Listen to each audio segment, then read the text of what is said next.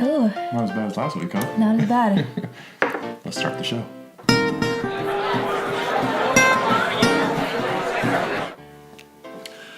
Okay. Hi. Just like last time. Welcome to another episode of Erin and Clinton's movie review. Reviews. ENC movie reviews. Let's just shorten it down, right? So it is Christmas time. Merry Christmas, everybody. Merry Christmas. So we're going to be reviewing one of our favorite movies here, A Christmas Story, an all-time classic. And as you can tell, we didn't dress up at all. These are our normal... This is our normal garb. But she tried to get about as close to the mom as you can get. I got as close to Ralphie as I can get. And we're not going to be spending a bunch of money on costumes or anything like that. So Nope. So we wore our ugly sweaters from last year. And I'm sure with the green screen going on, this is probably looks like I got holes in me or something. It has no neck right here. It's like floating. But so yeah, we're gonna review The Christmas Story, one of our favorite ones. Like I said, let me say something about last week too. We had a little problem with copyright issues last week. We showed clips, and Funny or Die copyright claimed us for showing a few seconds of their clip. So I actually had to redo the video and take it out. So if you watched it, you didn't see it in there. You're thinking, what are you talking about? Well, it's because I took it out after the copyright claim and I had to re-upload it. So we're not going to be showing clips anymore. We'll show maybe some little scenes behind us, some pictures and stuff like that, but we're not going to get too deep in it because it's a lot of work to go through to just get a copyright claim and then not be able to use it. So, and I know technically there's certain laws where you can use stuff like that, but I just don't want to I don't want to fight that battle. I'm not going through it.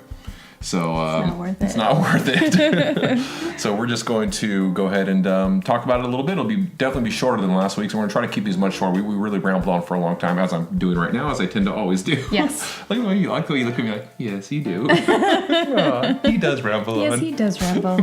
He's a rambler. But I'll put these shot glasses out of the way here. So anyways, so you want to give a little... Oh, real quick too, obviously any of our videos, spoiler alerts. We're talking about the movie. If you haven't seen the movie, there's going to be spoilers, so that should go without saying, but just in case, there you go. So what's basically the movie about? Oh, well, it was released in 1983. It stars Peter Billingsley, who was the blonde main kid. Ralphie, the main Ralphie. kid. And what's funny is, it was released in 1983, but it takes place like in... 1940s. Oh, was it the 40s? I was going to say the 50s, even that, or back when, times were all better. the guys wore hats, you know what I mean? And all the Suits cars were huge. And women stayed home. And women stayed home and cook, Much better Took times. care of the kids. The way things should be right now. Yeah. Says the stay-at-home dad. Says the stay-at-home dad, the one who does all the cooking and cleaning. and she's the mom who goes to work. The mom who brings in the bacon. So it's totally opposite of how it was back then, but we make it work. Yes, we do. High five on that one. I'm sorry, so I cut you off, so go ahead. That's okay. And then there's Darren McGavin, who played the old man. I kind of, when I read these, just a little side we said the note old here. Man, the dad? Yeah. Oh, okay. So I don't know if they ever actually said his name, because every review that I watched, they called him the old man or dad. They never actually said his name. So I'm trying to rack my brain in the movie thinking, did they ever say his name? I don't think they did. Gosh, that would have been something. Sometimes we'll look up stuff before we rewatch the movie, then sometimes we'll look it up after we did this afterwards. I wish we would have done this before because I would have paid more attention to that. I don't think they ever do. I know if they did. I know the neighbor's name more than I know him. Bumpasus! Sons of bitches! Yeah, that's true. That's a good point. Yeah. So maybe if you know, put a little comment down below and let us know if they actually say his name. I guess we could always look at the credits, huh? It'd probably say... Yeah. Would it say the old man or would it say, yeah, we'll have to look at that. And then there's Melinda Dillon, who played Mother, which also another one, old man in Mother. There was no actual name, so... Who I thought was probably Matt Dillon's mom or something like that. I looked that up. No, wasn't. No. And then I already said Peter Billingsley. And then Ian Petrelli, who played Randy, the younger brother. So those are the main characters. There's obviously other kids that played in the movie, but, I didn't really look them up. And I didn't really care. And then the director is Bob Clark, who... now, did he also was he the one that narrated it? No. Oh, okay. Nope. It was the writer, the page there. Yeah, the one who actually wrote the story, Gene Shepard, who was the author of short stories And he was also the narrator for the whole entire movie. And an awesome voice. I just love his voice and the way he read it and the inflection that he put on the characters and everything. It's just, I mean, you could almost listen to it without even watching it. It's just really cool. Well, because he actually read the stories on radio. So he already had a radio voice. Definitely he already kind of did it. And the story that this is actually loosely based on is called "In God We Trust, All Others Pay Cash." Oh. So that was his short story. It was written in 1966. There are other scenes in the movie that they pulled from other parts of his book, but other books. Right. But this one, like the broadness of A Christmas Story, was based on that. So interesting. Yeah. And he also, just fun little fact, Gene Shepherd did a cameo in the movie. He was actually in the store, in the line where, you know, when Ralphie and Randy, they go up to the line at the very beginning and the guy was like, hey. Oh, the line starts back. Yeah, so it was the father. Yeah. That's Gene Shepherd. And his wife. That was his wife too. And I just a little side. Wait, which the guy that said something to the kid? Yeah, like, hey kid, the line starts here and ends there. Yeah. You know, well, actually, it's funny you said that. Because he actually said it the opposite way. He said the line ends here and starts there. Or did he say it? No, he did, because I thought the same thing. I remember the way he said it. I remember thinking it backwards. seemed like it was backwards. But like then if you really think about the way he said it, it's like, well, I guess it would start. You know, I don't know. It was weird though. It felt backwards the way he said it. Yeah. But, so that I'm sorry. Say it again. So he was who was he again? He was short-term memory loss. I know. Gene Shepherd was the dad who told and that them. was Gene Shepherd that said that. Yes, and his wife, his actual real life wife, was the one who didn't say anything, but she was next to him. And also, real quick on that little, for those of you who have seen the movie, I remember that scene. She told me, I didn't know this until she just told me this a little bit ago. When Ralphie gets in the line back there's that weird kid that's kind of wearing the goggles, like, the goggles and like the aviator type helmet or whatever. Yes. And they said actually he wasn't supposed to be in the movie. He just happened to be in the mall when they were filming, and the director, I guess, noticed him and thought, because he was wearing the garb, he was wearing the whole thing. Yeah, he was wearing what he was wearing. This is perfect, right here. He's hilarious. Yeah, like, and they put him in there. Such a weird kid. What is he? He's like, I like Santa. Or he's like really weird. And he's like, okay. Ralphie's like, okay, that's great. Like, don't bother me. What do you say? Like, don't bother me. I'm thinking or something like that. No, that was when the witch walked up to him from Wizard of Oz. But I thought that was pretty funny though. That kid wasn't even supposed to be in the movie, and they just saw him like, look at this kid. We gotta have him in there. He's wearing aviator goggles in the mall. So, do you want to talk about what your favorite scene was? You know, this is one of those movies that had, I mean, like The Big Lebowski, there's just so many scenes that are classic. I don't know if it's certainly a scene or not. I mean, there's so many little, the lamp, him getting the lamp, fragile, when he gets the box, and that's where everyone says that nowadays, fragile, when they read it, it must be Italian. And I think that's fragile, honey. Yeah. And, so he wins it through a contest or something on the radio or something like that, and ends up being the lamp, oh, shoot, I wish we brought it down. We have a little statue of it, the lamp leg, and it's just a leg with like a nice stocking on it and a lampshade on top of it, and he's so proud of it. Of course, he wants to set it up by the window so the whole neighbor can see it, and the wife's just like, no, she's not having it. So sexually oriented. Yeah, and then Ralphie, he's like, yeah. He's like feeling up the leg constantly. I like it. It lights up. It's so beautiful. It's like, oh, geez, if you can imagine your son doing that, you'd just be like, stop it. That was definitely one of my favorite ones.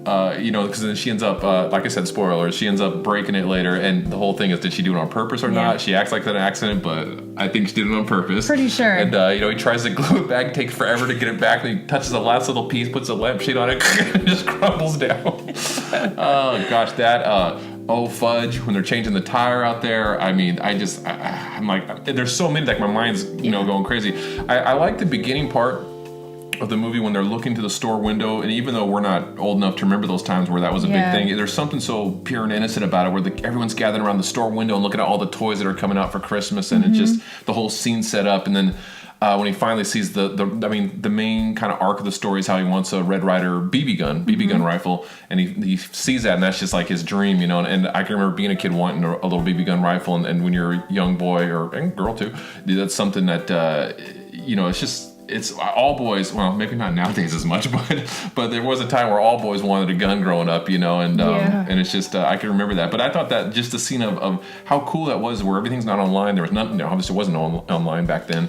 and just going to the store and everyone's standing there and looking at it. Are you nervous that our son's waking up? Yeah, I think I can hear him. our son may come down while we're doing this. That may very well happen. So if he does, he's going to be part of the video because we tried to put him down to sleep and he was not having it. He's not used to sleeping on his own. We're still trying to train him to do that and everything like that. So he's not having that. But anyways, so what else you got going on? Okay, so yep, I can hear him. He's coming. So I wanted to my favorite scene. Go ahead. Is I'm sorry, he looks so cute right now. My favorite scene is the Chinese restaurant scene. Yes, towards the end. Yes, when they start singing and everything. And I found that the funniest part about that is I read a little background about it, and the main characters didn't know that the guys in the restaurant were gonna sing. So it was all like, so it was a pure surprise. So when they started laughing at the singing, it was like a genuine, like, what's happening right now? Like, they're singing. And the whole duck thing, like, they knew they were going to bring out a duck, but they didn't realize that there was going to be a head on it.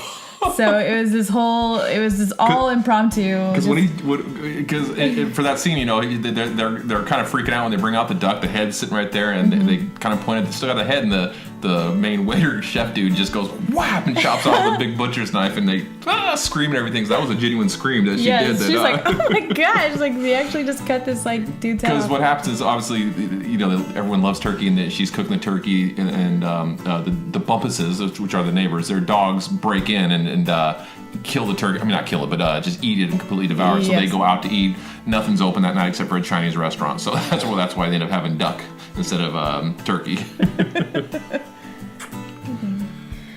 Okay, so that was that was my favorite scene. I wanted to kind of tell you a few little fun facts. I'll say real quick while she's looking at that. When he does the whole lamp scene where when it breaks and he's all upset before he puts it back together and he's going out, he gets so frustrated he doesn't know what to say. He just can't think of anything, and the only thing that comes out is "not a finger," not a finger. Which I don't know. I guess don't touch anything. Don't lay a finger on it. Not a finger. But not a finger. Okay, so we kind of told the fun facts, but there is one that's kind of like a little afterwards. In 2004, you know, this was actually filmed in a real house, and they actually filmed it in 2 different locations, somewhere in Canada and then somewhere in the United States. I can't remember. And a lot of the snow scenes were fake snow. Right, I remember you telling me that. Yeah, they had to like pump this snow. And everywhere. I mean, and the whole town is covered with snow, and to think that was all fake snow, I mean, how much that must have cost to do that? Yeah, and insane. they said the residents that were living there there was not one complaint about how loud the machines were. They loved it. They were so psyched that their town was being, that's cool, you know, in this movie, and they had no idea what this movie was about. They were just psyched that it was happening. But back to my thing. In 2004, some guy named Brian Jones, a San Diego entrepreneur, he bought the house where it was filmed, and he bought it on eBay for $150,000. Wow. Yeah. And then he spent $240,000 renovating it to look exactly like what it looked like. Serious? Yeah, because the people that lived in there before, they obviously changed it to a normal house. But he made it to like the exact replica. And then he turned it into a museum. So you can actually go there today. No way. Yeah. And you can bid on eBay to spend the night on Christmas Eve and Christmas Day if you wanted to. That would be so cool. Wouldn't that be cool? Oh my gosh. Where did you say it was? It's San Diego? No, he was from San Diego. I think it's Wisconsin or something like that. I might be completely wrong. If I am, please put that on the notes because I can't remember exactly. I didn't write it down. That would be so cool though to actually go there and not only see it, but be able to stay there for a night. Stay there, It'd be hard to sleep. I know, you'd be so excited just running around the house and everything. Like put up a crazy crappy tree and it would be really fun. I wonder if the furnace works or does it spit out black smoke? Like I hope not. My You're gosh. like, okay, I didn't want it to be this That's authentic. too genuine. That's a little too authentic, you guys.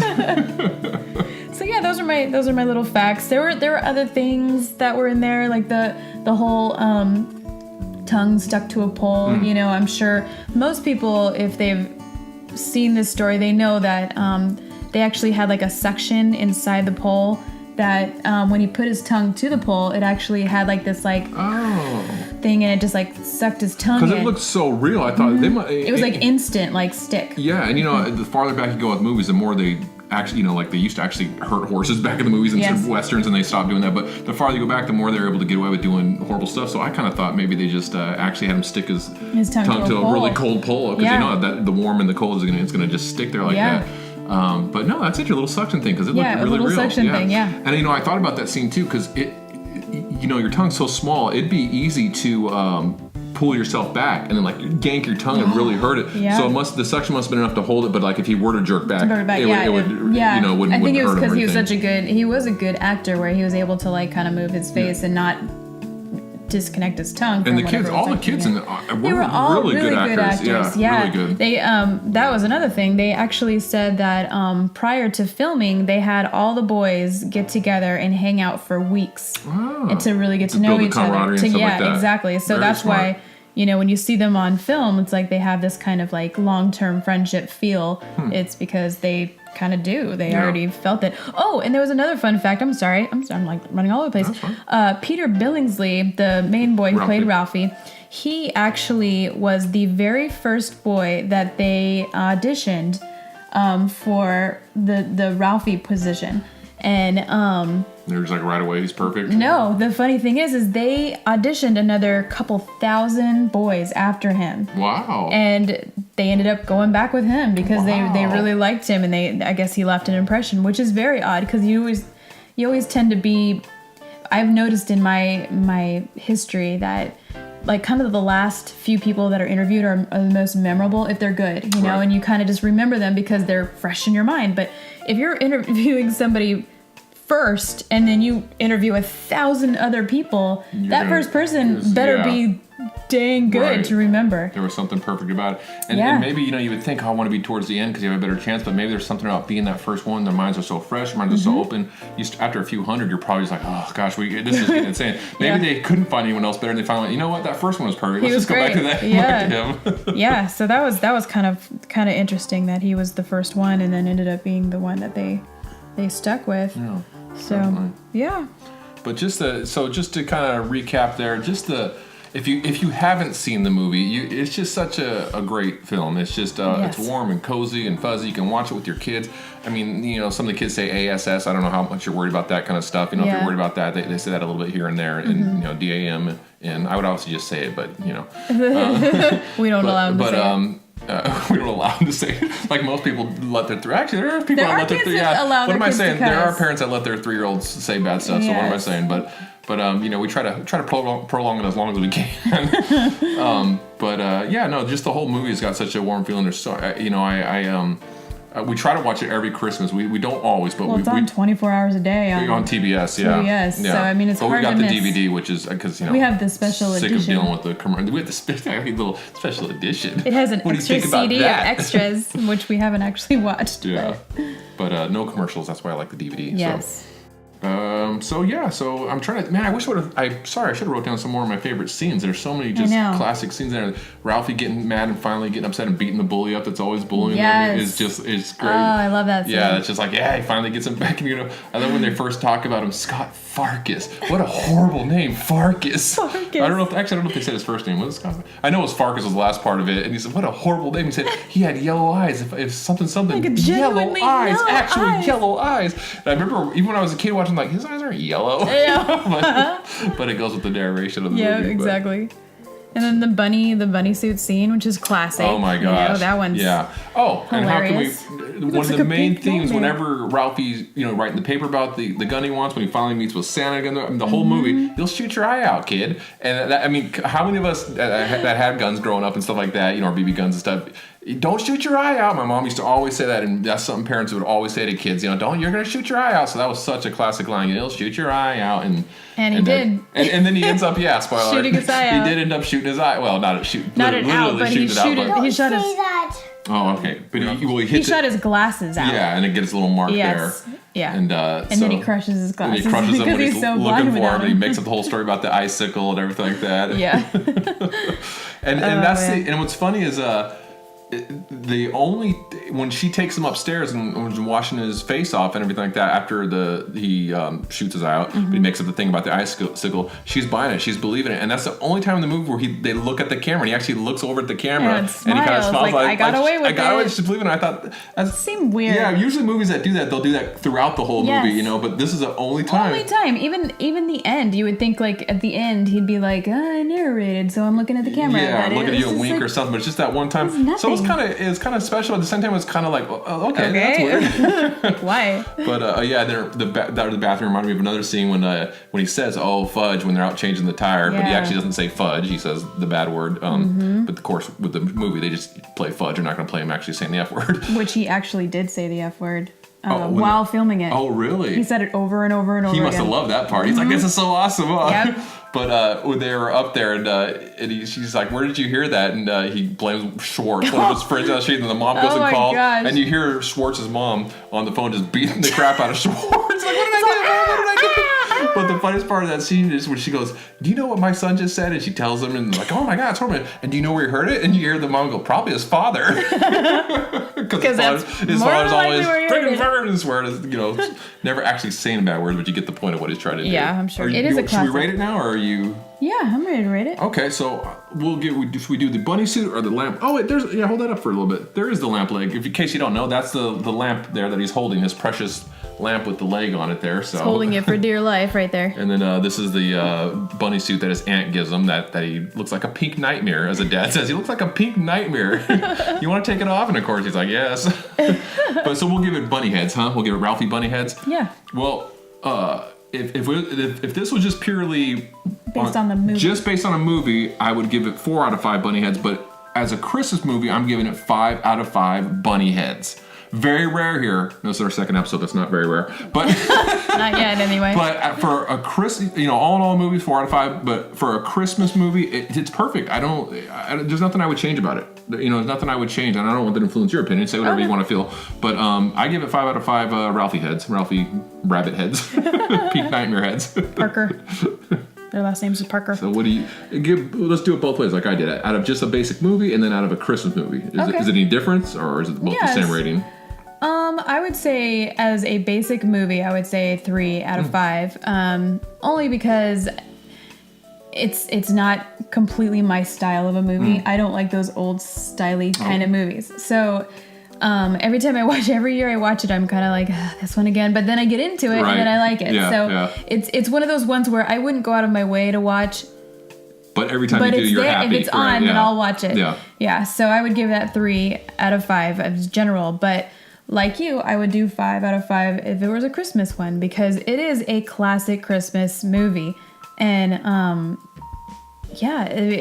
it has got everything you would want in a Christmas movie, and it's funny too. So that makes it even better. It's funny, heartwarming, serious, all the kind of stuff. It's family oriented, but it's funny, and I mean, you can go to it every Christmas. I wouldn't watch it any other time. Other than Christmas. Let's watch it on the 4th of July. Let's watch Christmas Story. It would just seem so odd. It's like, why? There's so many other movies. But yeah, so I would do the same. 5 out of 5. Cool. Yeah. All right, well, I think that wraps up the Christmas Story, you guys. Thank you for joining us on another episode of Erin and Clinton's Movies Review. We haven't picked what we're doing next time. We're thinking maybe Daniel Day-Lewis movies. One of my favorite actors is Daniel Day-Lewis. Maybe There Will Be Blood. I'm not sure, but so I don't want to say for sure that'll be it, but we're gonna discuss. It's definitely gonna be a Daniel Day-Lewis movie. I mean, one of her favorite movies is Last of the Mohicans, so we might do that. I have not actually seen Last of the Mohicans, which is crazy because it's been my favorite movie since I was like 15. Yeah. Well, second to Under a Tuscan Sun, but. Not even going there again. If you watch the last video, you'll get that joke. But no, okay. So we'll probably do one of those two. There Will Be Blood, or I almost said Under Tuscan Sun again. There Will Be Blood or Last of the Mohicans. We'll do one of those two. Yeah. So I think that's it, right? Yeah. All right. Well, thanks a lot, guys. Thanks for joining us. I hope you had a Merry Christmas, and had a good 2017, and we'll see you in 2018. All right. Bye-bye. Want to say bye, buddy? he's still tired. All right. All right.